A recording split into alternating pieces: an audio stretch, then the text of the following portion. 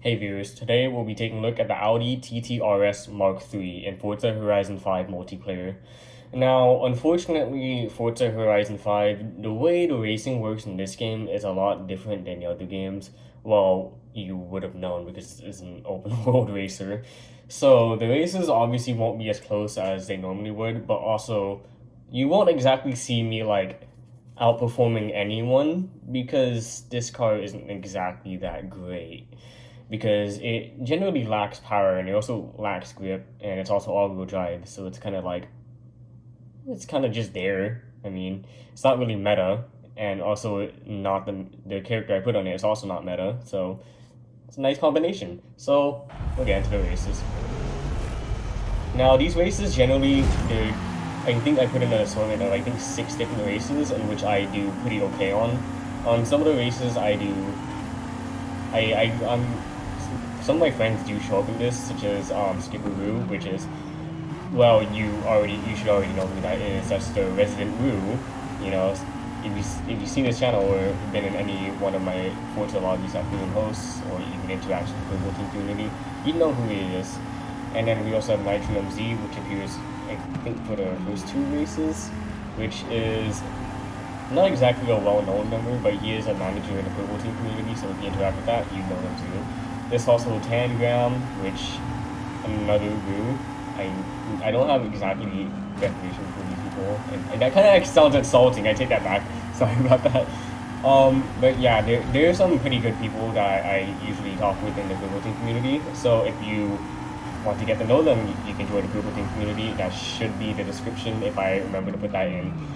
But back to the races, obviously you'll just be seeing, generally most of the time, it's just either Skipper and I battling out, or I'm being left really far behind, or he kind of bottles it somehow. Like, I know for, I think 2 of these races, he accidentally hits the rewind button somehow. I don't understand how he would, but I think it's the way he holds that controller. So, because of the way I hold my controller, I hold my controllers really far down because I have really long fingers. So, yeah, I mean, you won't exactly know because you've never seen me before. I'm just a figment of your imagination. But back to these races, you'll see another person who's part of the Google Team community, Nidogen, which is a pretty decent driver of MK3. She's been interacting with the Forza lobbies ever since I think when I started playing Horizon 4 in the multiplayer lobbies, I think she started joining us as well, or maybe a little bit earlier, I'm not exactly sure. But yeah, she starts taking these really weird cars out in multiplayer just because, and so you just be seeing her mess around if you ever reviews my videos. Obviously, since I'm using a TT RS Mark III, I'm not exactly going to catch up to anyone, especially Skippers. Because Skipper, I think, used an assortment of 2 cars, his 370Z, which it looks like it's a Nismo 370Z accordingly. Well, no, but he does have Itasha on his 370Z that's based on the same type of livery that his Mark II TT RS has, which he's leading in this race. If you didn't know that was a Mark II TT RS, I'm not exactly sure how you don't know that. But here we just barely beat that Miata as he starts catching up to us. And so we take a comfortable 3rd place. And yeah, that's about it for this race. There's nothing exactly interesting happened, but this is one of the better tracks for this car. Generally, for this car, the better tracks they are more like they need to have moderate rates to where the all-wheel drive does make a difference, but they also need to have enough sweeping curves so where this car can actually put its power down, but also not enough where the handling will be affected. So yeah, like I think on this track as well, this car does pretty okay on because it doesn't exactly excel in anything, as I said earlier, because the grip isn't exactly great, but it's also not exactly bad.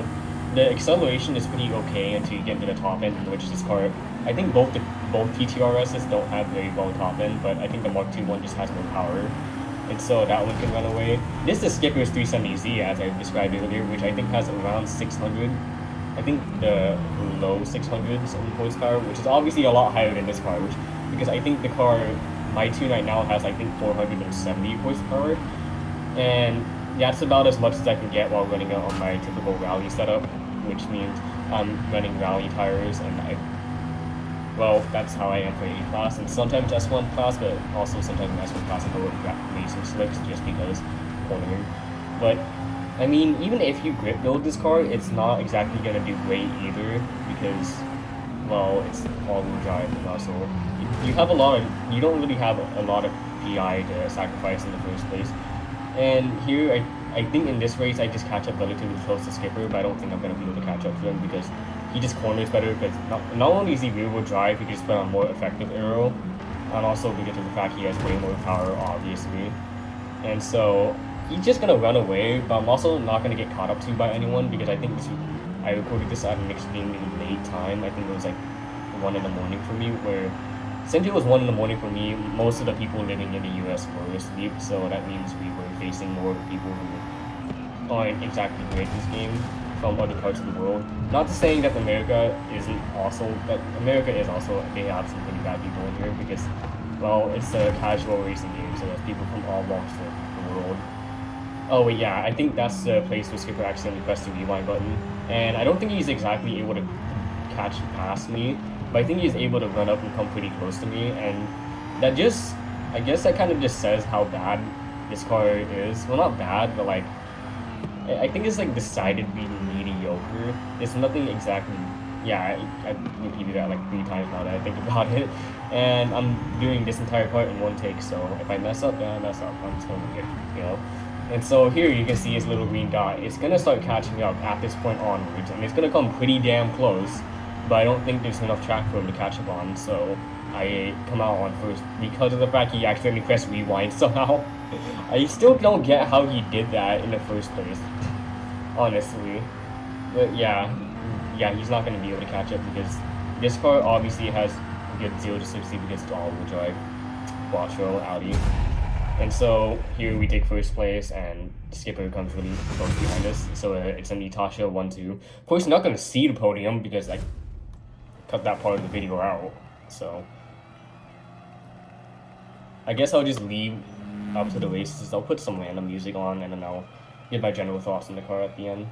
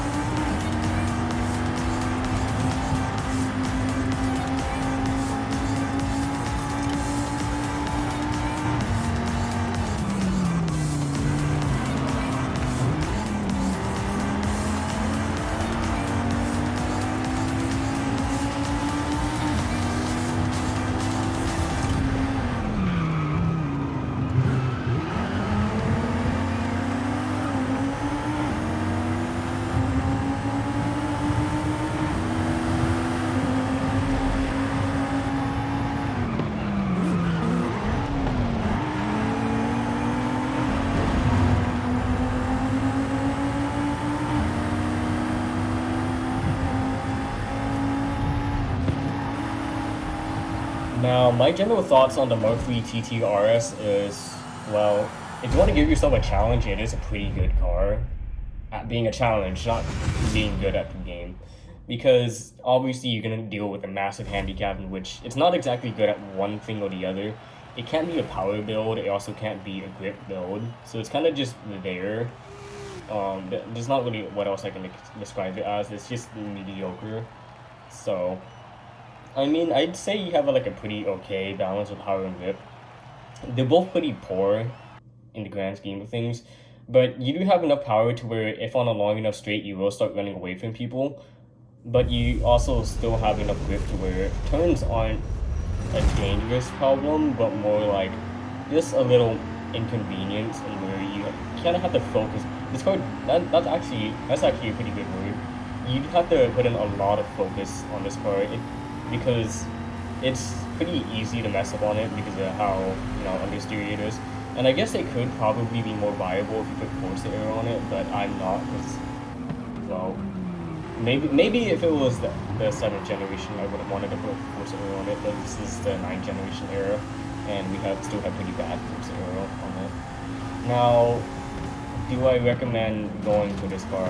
Well, you can't exactly go for it because it's free. It's a DLC car, which I guess that kind of explains why I don't see it in multiplayer. Because I was in VC, but I wasn't recording the VC obviously because Ben would be using the voiceover in. So generally, I was talking about how it's really rare to see these cars, but it's really rare to see TT RSs in general. But I do happen to come across more Mark 2s and Mark 3s, mostly because it's DLC and like 80% of the player base for this game they're all on Game Pass, so they don't exactly have DLCs. Because if I'm correct, this is from like Card Pass, right? So it's really difficult to obtain once this game enters end of life. But I guess once this game enters end of life, it probably because there's a better game out there, and Horizon 6 if that even does come out, because honestly this game is kind of a mess, I'm not gonna lie, and honestly I would prefer Forza Motorsport if I had that installed, but that game doesn't even have this car. And also because of the fact that Forza Motorsport 8 probably might come out at the end of this year if they start teasing it before summer or during summer. But if it doesn't come out this year, then yikes, because I don't think Gran Turismo 7 is coming out anytime soon on PC. I think it might come out next year. But back on track, that was completely unrelated to the car. Now, I started putting a livery on this car, and so it was really too late for me to start, trying to change my mind about it, because, well, once you start making or designing a livery, it's pretty difficult to move the livery to a different car, especially if it's not on the same platform. Like, I don't think I would put it on something like an Audi R8, even though I already have S1 built cars, and that's my Escort KZ1, which has an Itasha of Nekahara Shizuku. And if you don't know who that is, well, that's the cat girl I used my avatar. At least at the time of making this video, because, who knows, in 2 years I can have my own OC. But that's unrelated. So if you don't know who the character it is on this TTRS, her name is, I think, Kura Izuna, which is from Blue Archive. She is from Yaki Yako, and she wields an SMG, a really base one. Unfortunately, if I tried to put the SMG on this car, I would get banned. So that's pretty cool. Playing playground games. But yeah, I actually had to search out for the specific pictures I have her on this car. I had to actually look it out because there were so many pictures of her on SafeBrew, which I do recommend browsing if you want to get some anime pictures without running into like, kind of suspicious things. But yeah, all the pictures I found of her, they were all mostly just too adorable and also not like able to put on a car. Like, I kind of have to have a version of her where she's kind of sideways and you can see that on the side of the car, where I can actually put her on the side of the car, because if I have her standing straight up, then I'm going to have to shrink her, and then obviously I'm going to have a lot of blank space inside. It's a nightmare. And so also if you're seeing at the back of the car, that's Anya. I'm not keeping that because that's not my Anya. I think that's someone else's. I'm pretty sure it's on the storefront. And obviously, with this car, I'm deciding to make this Itasha public as soon as I can. But I also means I have to remake the Blue Archive logo. I think that's the one I have to remake, the only one I have to remake, because I think I made the GT Sport one and then the Nexon one by the time I upload this video. And so, yeah, I will provide a share code in in the comments if I'm done. If not, then next week Freedom will be opening a lobby, and hopefully it's A-class so I can use this thing. And hopefully by then I'll have close to competition, a finished Itasha, and also, you know, not being gapped like this. So I mean, I'm not even sure if I'm being gapped in the current video that this voiceover is overlapping because, well, yeah, I'm recording this in another video. I shouldn't be doing that, but I am. And so, yeah, I guess I should be closing off this video. So, Audi TT RS Mark III summary. Mark II is better than this thing, ironically. So it's the opposite of pay to win, honestly. It's actually the opposite of pay to win. Yeah, the handling is pretty okay. It's not bad, but it's also not good. The power is pretty okay. Not bad, not pretty good. It's not good either. The top speed is fairly decent for A-class, I'd say, but you're gonna have a really hard time trying to reach it. Unless you're on a really long straight in which you will start like trying to pull away from things. Obviously, you're not gonna pull away from things fast because this is rear wheel drive, and also because of the fact that it's all-wheel drive, so you're gonna, if it has any kinks on it, you're gonna suffer. And also this car, if you're wondering why I have stripes in it, that's because of the mapping on it, and also the shadows on it kind of messed up. If you look at the front of the car, it has dimples, or not dimples, it's like dimples, booty marks, or balls, whatever they're called, because of the shadow texture being so bad. There's also the little gap between the taillight bar and the top part. I guess that starts the boot, I guess. Yeah, it kind of just shows that you should not have fake shadows on the car, just let the lighting engine do its job.